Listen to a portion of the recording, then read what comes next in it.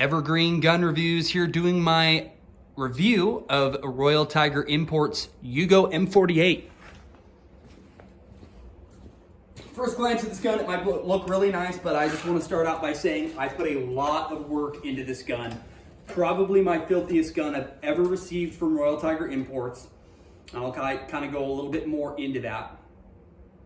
So let me start off by saying thank you to all the great feedback I've gotten from you guys. I'm still newer to YouTube. I probably said that in the last 3 or 4 videos, but I'm still kind of a rookie to YouTube. Just trying to make great content that I can share to you guys to kind of show you what I'm receiving from Royal Tiger Imports and just give my opinion on what I received and just kind of show you guys what I received, you know, so you guys know kind of what to look for. I know these 8mm Yugos, I've heard some really bad things. I was skeptical when ordering this just because everything I think that I'd heard about them was that they're crap, they're junk, the boards are shot out. So this video I really wanted to do. This was a video that I really wanted to share, especially since I'm a Mauser guy. I love these 8mm Mauser rifles. But anyways, let me kind of get into it, guys. I ordered this gun, I'm trying to think, maybe 6-7 months ago now. I don't know why I put this video off so long, but when I ordered this rifle, I ordered it at the same exact time. Me and my buddy sat right here in my shop, and we both ordered the same gun, and we both ordered hand select. So I was thinking about just doing a regular, no hand select, and then seeing what he got if he did hand select, and kind of comparing the two, because I've always kind of wondered, because I've done a few hand select guns now, if they actually just do a hand select or if they just go grab it out of the pile and you get charged to $50. But I would say they probably did do, as far as the bore goes, they probably did. I'll take a bullet right here and I'll show you guys. I don't know if you can, hopefully you guys can see that on camera, but it did the end of the barrel here at least, it definitely ain't shot out. The rifling is great. I've already shot this thing plenty. I am super happy with the way it shoots. Rifling is present and all that. So the barrel bore on it is great. So I'll start off by saying that we both had ordered the rifles. His came with definitely nicer right out of the box. His came a little bit cleaner. His came a little bit nicer looking. I received the Yugo M48A, and you have the possibility of receiving 2 different Yugos. They're both M48s. You just have the possibility of receiving the Yugo M48A or just a regular Yugo. The only difference for those of you who don't know is that the Yugo M48s are stamped parts. They started doing a little bit cheaper, kind of refining the process to make it a little bit more affordable. So you'll notice right off the bat, the bottom of this thing, it looks stamped because it's stamped. Instead of like machined or whatever. So he received a regular one and I received the A model. And so right off the bat I was like, dang, I don't know if I want the stamped model or not, but I'm still happy with it. It functions just as good. His did come with one broken item on his. The spring in his magazine was broken. A lot of the rifles are advertised with it possibly being that way. For $400, these are $350 with the listing, plus the hand select, plus the FFL fee, which can range from $25 to $50, depending on, I guess, where you're at or whatever. He was $450 into it just to get the gun. So that was kind of a bummer, but these things are going for, a lot more money than they used to. But that was the only thing that either of us had wrong. I didn't have any issues with mine, and that was the only issue he had with his. And I think those springs are like $5 or something. They're not expensive, so it wasn't a big deal. Rather than that, his looked cleaner, mine looked dirtier. I was kind of worried that, oh dang, my buddy got the better rifle because I got the stamped one and his looked cleaner. Well, his ended up having that spring, so I guess it kind of maybe evened out or whatever. But these guns came filthy. Out of all the guns I've ordered, these guns probably came the dirtiest out of any of the guns I've ever gotten from them. I mean, they were just filthy. cosmoline all throughout them, like massive globs of the cosmoline that is a total pain in the butt to get off your guns. Boiling the parts or scrubbing the parts. The thing looks amazing now. I am super happy with it as it sits right now, but guys, the amount of work I spent putting into this thing, it was days of work, like hours and hours and hours just cleaning, and to get the wood the way it looks right now was probably the biggest pain. I mean, the thing was like black almost. I wish I had taken pictures and stuff before I cleaned the thing to show you guys, but just trust me when I say it was filthy, it was filthy. But I guess I'll kind of dig into, after I got him, the rifle was filthy, and then I just started cleaning right away. Right off the bat, I noticed that the finish on the gun was great. You know, the cleanliness of it was horrible, but the finish, the bluing, all appeared to be there besides the barrel band and the end few inches of the barrel here were bad. But rather than that, the bluing everywhere else in this gun was really good. The buttstock had like some surface rust, so I cleaned that up, and that's why it's extra shiny. I buffed the buttstock, excuse me, of this thing to have it as shiny as it is right now.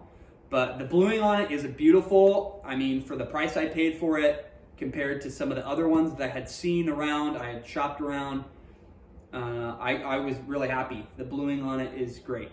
No massive nicks in the metal or anything. You know, no wire wheeling or anything crazy like that. So the gun came dirty, but the bluing was great underneath. So at least it was kind of a reward to be able to clean away all that gunk. Bore was great shape. As far as the wood went, the wood was, I could tell, you know, once I started cleaning it, that the wood grain looked beautiful, and I was just so excited to be able to see it. I did go a little aggressive though, just because the thing was so filthy dirty. I know some people are frowned upon using degreaser on wood, but I took the thing completely apart and used degreaser just because, guys, cosmoline is a pain in the ass to get off of your crap. And I had spent so long just trying to get the crap off of the wood. I just said, you know what, I'm using degreaser. So that's what I did. And then I even sanded it down a decent amount just to get all the crap off of the wood. I could not get it off. I know that's kind of frowned upon, but that's what I had to do. And then after that, I hit it with boiled linseed oil, and I kept doing that, repeating. I probably took this gun apart 3 or 4 times over time, just giving it more of that boiled linseed oil and just cleaning it. I would clean it once, put it back together, and be like, you know, I want to clean it more, take it apart, clean it more. And I did that kind of slowly over time to be what it is right now. Right before this video, I cleaned it. I hit it with some more boiled linseed oil. So it looks really great now. And let me go hit one more note. The functionality of the thing functions great. I didn't have any issues with mine. I mean, it worked. This, for those of you who want a K9, who ever have wanted a K98, this is a great, I guess you could say, filler for that at a fraction of the cost, just because they're a lot cheaper. K98s are going for insane prices. I mean, they're worth it probably, but you know, this is roughly the same thing. You know, as far as I know, I'm pretty sure it's the machinery that they got from the Germans to make it. So it's basically a K98. It's got that cupped butt plate, the hood sight. The turn down bolt isn't a full turn down. It's kind of in between a straight bolt or a full cock bolt. So it's kind of in between. It's got a shaved edge there, but so that's kind of what lured me to it, because I wanted a K98, but I didn't want to fork that money out, and this was a great option. Super functional. After I got the thing cleaned up, the first thing I did was take it out and shoot it, and it shoots great. So couldn't be happier with that. I got to go buy some good, better ammo to shoot it with instead of this surplus ammo, just so I can get a 100%, like, to see how well it shoots with good ammo too. But it was already shooting pretty good. I was hitting stuff at 100 yards with it, so. And let's see what else I can dig into here. I kind of have a list to keep me on track to talk about everything about it. I mean, that's basically it, guys. That's kind of my story of what I had to deal with. I know I kind of talked a lot about cleaning, but you know, being at $450, because you paid the $350 is how much it costs, plus the hand select fee, plus the $40 or $35 FFL fee or whatever. You know, I was into this gun a little more than I felt like I wanted to be, but I went and got the reproduction sling for it. You can actually order these in a pack where you get the reproduction sling, the cleaning rod, and the hood sight, all reproduction. And that's exactly what I did right when I got it. So got that reproduction sling, got the hood sight, which makes the thing look iconic. I mean, for some reason, this gun without that hood sight and the cleaning rod just kind of makes it feel weird, like it's missing something. So, and I love the hood sight. It's nice when you're aiming down the sights to have that hood sight. I like it. So I spent an additional $30 on that. So after it was all said and done, I was still cheaper than, you know, it probably would have cost me to get one, you know, down at my gun store if they were to have one. You know, they're going for, these things are going pretty expensive now too. I don't know 100% what they're going for, but I still feel like I got a pretty fair value. I started kind of looking around on Gunbroker. I know that might not be a great source to look for these, but just kind of to see if I felt like I got a good value out of it or not. And by the time it was kind of all said and done, you know, I'm going to be honest, guys, for how much money I put into it, and especially with the time I spent cleaning it, you probably could have went and found one of these that would have been a lot easier and you just had in your hands right off the bat and didn't have to go through all the crap I had to with cleaning. You know, as far as the reflection of the price goes, you probably could have found one at the gun store that would have been a lot easier and for basically the same price at the end of the day. But as far as the value goes, you know, I'm super happy with it. I'm happy with what I got. My buddy Matthew, who got one also, he was super happy with his. So if you're gonna get one, you know, I would probably recommend to search around, you know, within 2 hours of your house. Start calling gun stores, use firearms, see if they have one, see if they can send you pictures. It might be worth it just to go put hands on another one because there's no like individual listings of these things. At least there wasn't when I purchased it. So, you know, you might be able to get lucky and find one close to you. But as far as, you know, trying to find one online, I feel like I got a good value with what I got. I'm happy with it. It shoots good. It works good. My buddy Matthews works good too. So I would say to you guys who are thinking about getting one of these, I highly recommend just search locally first before you try to get one of these, just because the cleanup on these things was the biggest nightmare. I'm happy with the gun. Everything is great with the gun, but the cleanup time, and I've cleaned some pretty bad guns from them. My Steyr Mannlicher was pretty rough too, but this thing, I don't know why, it was just filthy. It was bad. It was to the point where I was like, man, I should have just tried to search around better and see if I could find one. But underneath all that crap was a great rifle. So, but then again, mine was hand select. So I'll kind of leave it up to you guys as far as what you think. You know, should I, you know, go to my local gun store? I would recommend to. I would look around a little bit to see what you can find. Sometimes you can even find actual K98s for a cheap price that are like sporterized, you know, and then you buy the stock or whatever and you kind of make it your own. That's kind of what I've been thinking about doing because my local store has a K98 for $350 or something. The woodens, you know, by the time I go get all the parts for it and stuff, I might be into it the same price this thing is. So shop around, see what there is. If you're more rural like I am, that was a part of the main reason why I ordered this thing, is because I don't live anywhere near big gun stores, or, you know, the local gun stores I have are really small.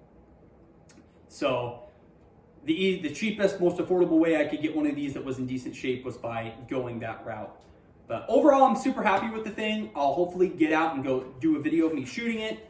I know I keep saying that to you guys that, oh, I'm going to get out and go shoot these things for you guys and let you guys kind of see them, but I'm like negative 17 degrees outside right now with 3-4 feet of snow, so it's kind of hard to want to go out and shoot anywhere right now.